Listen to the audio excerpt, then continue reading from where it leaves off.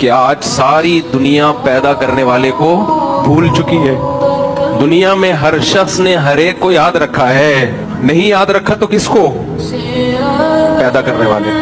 ایسے موقع پہ کوئی صبح سے لے کے شام تک بھوک اور پیاس کو برداشت کرے, اور ایک دن نہیں, ایک دن پھر دوسرا دن پھر تیسرا دن پھر چوتھا دن, تو افطار کی لذت میں صرف بھوک ختم کرنے کی لذت نہیں ہے.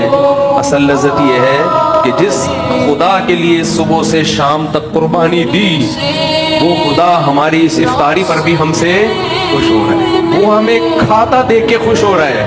ابھی تو ہمارے نبی صلی اللہ علیہ وسلم یہ دعا پڑھتے تھے, کیسی پیاری دعا, ذهب الظما, فرماتے پیاس چلی گئی, وابتلت العروق, رگیں تر ہو گئی, اور آگے فرماتے